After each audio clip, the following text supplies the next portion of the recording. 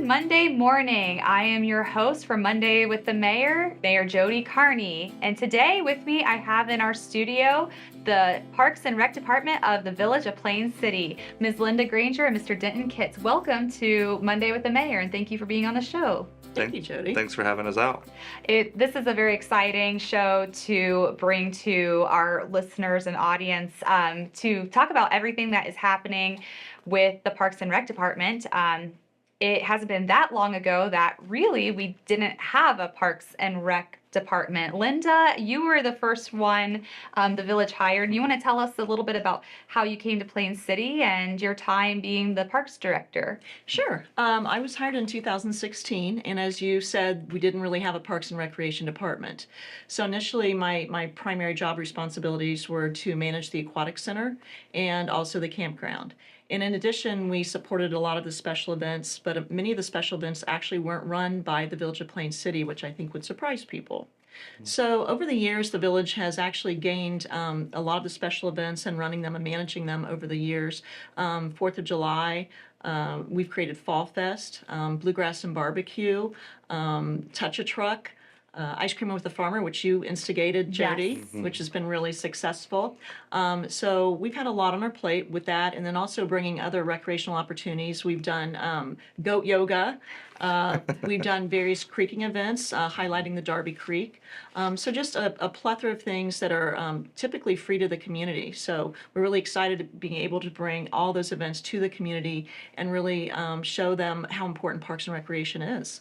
I like how you had mentioned that we've added several over the years that typically were put on by the Uptown Plain City organization, and when they disbanded, I believe in 2022 was their last year. I mean, they did Christmas Under the Clock, the Plain City Cars Show, the Run Walk that happened every fall, and just it was all strictly ran by volunteers, where we don't really have our volunteer base just yet, but we were trying to bring on what we thought the community needed, but then also like what our staff, and at the time you were the staff of one Yes. in a department. And I remember when I became mayor in 2020, I'm like, let's do actually, I'm going to back it up a little bit. So I was the council liaison to Parks and Rec in 2019. And I remember sitting at a meeting going, we need to do like a fall fest or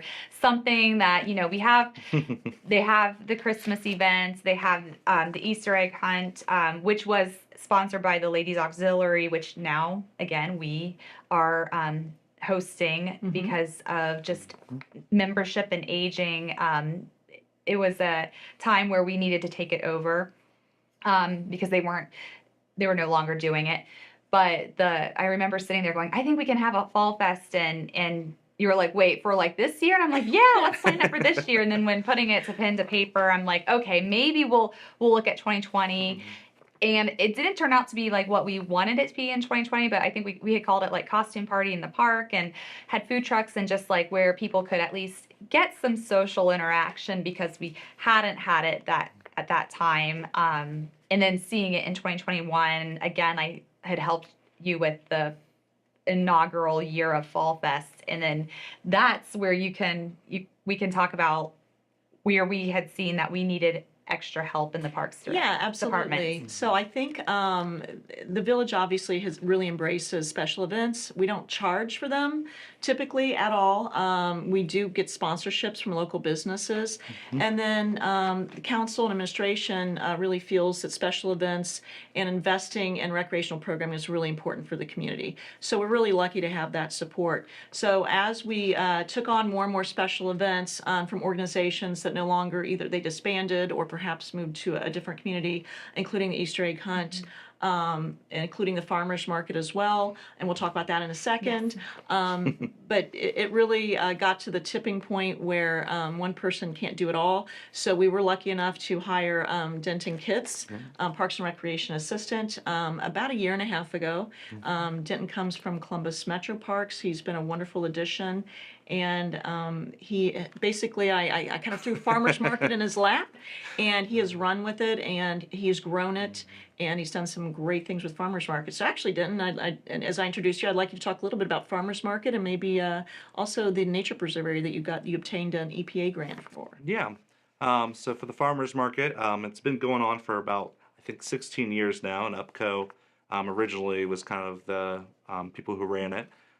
We took over it in 2022, I believe, right after they disbanded. It got thrown in my lap right before it started, which is totally fine. I really do enjoy the farmers market. It's a great place, and all our vendors and community members come out and support it. So some of the things we've kind of done to grow the actual farmers market, we started scheduling a food truck every week. That's been a big hit. You know, there's not a ton of food options here in Plain City, so we tend to everybody tends to gravitate there to get something different, kind of mix it up. We've also started adding some kind of entertainment things like face painting of a balloon artist for the kids. Put out chalk for them to color the intersection and decorate it every week. Bring in some outside organizations and stuff like Madison County Soil and Water came out and do some activities, OSU Extension. This past one we just had, Ohio Department of Natural Resources brought out their Wild Ohio setup, and they did samples of wild game meats and stuff, and handed those out to the community and gave out more information about what they do. We're also working in conjunction with the Union County Health Department. Got a grant from them at the beginning of this year, and we're doing some of their nutrition assistance programs to help out our community and surrounding people. We've got our SNAP program. We can now accept those at the farmers market. Select vendors are able to provide you goods, use your SNAP card to get that. And we also do a matching program called Produce Perks. That is free. If you're using your SNAP card, you get a match up to $25 that you can spend on produce. We have the Senior Farmers Market Nutrition Program, which is a voucher program for those over the age of 65. They come out and spend them. We got a couple vendors that accept those. And then WIC, which is Women, Infants, and Children, run through the health department. They also have a farmers market voucher program that we accept as well. So we're really excited to be able to kind of accept all those things and help out those in need. I think one of the things we'd also like to highlight is, along with all of the recreational programming, one of the really exciting things is that Parks and Recreation has been able to work with our Economic Development Department, and we're now involved with a lot of the developments that are coming in, and we're working on trail connectivity and trying to make the community walkable. So you could literally walk from one end of Plain City to the other safely. We're working on many incentives, working with administration on crosswalks and getting grants and things like that. We're working with tolls, if you want to talk a little bit more about that, Denton. Yeah. And that's a really exciting thing we're doing, collaborating with Tolls Career Center. Yep. So we got a $32,000 grant from the Ohio EPA. It's the Ohio Environmental Education Fund. So as part of that grant, we are working with the students at Tolls. They have an outdoor careers program.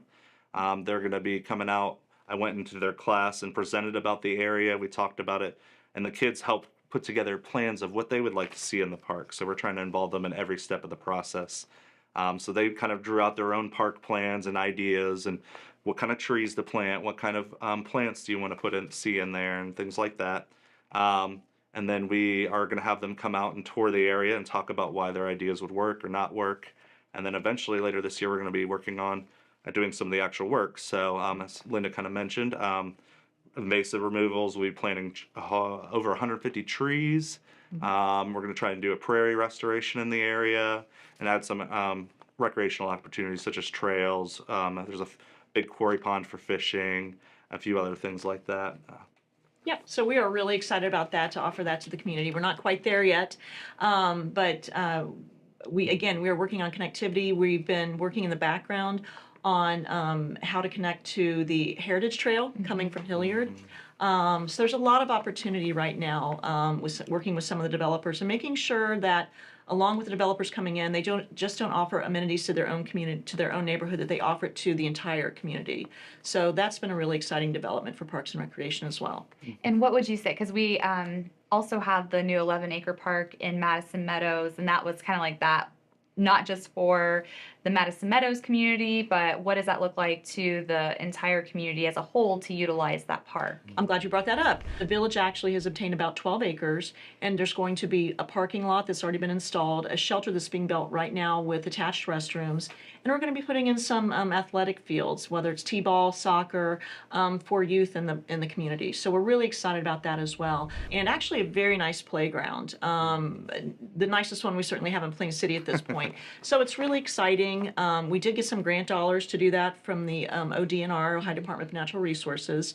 And then, of course, the village, part of development, when developers come in, we do get a per house fee that the developers have to pay, and it goes directly back into Parks and Recreation. So those dollars are used for improvements like the playground, for instance. So that's the positive of the development, that it does come back to Parks and Recreation, and we are able to offer more amenities to the community. That's exciting to see it go from the planning stages and to finally getting built and hopefully open for public use soon. So that is wonderful. Absolutely. Yes. Thank you so much for coming on to Monday with the Mayor and sharing information about Parks and Recreation. If there's anything else that you need to find out about events, you can go onto the website and check out the special events calendar, or download the app and be up to date with information that the village pushes out through that communication. As always, Monday with the Mayor is streamed every second and fourth Monday of the month. That coincides with our council meetings, which you are able to attend in person or view on our YouTube channel. So until next time, have a great day, Plain City.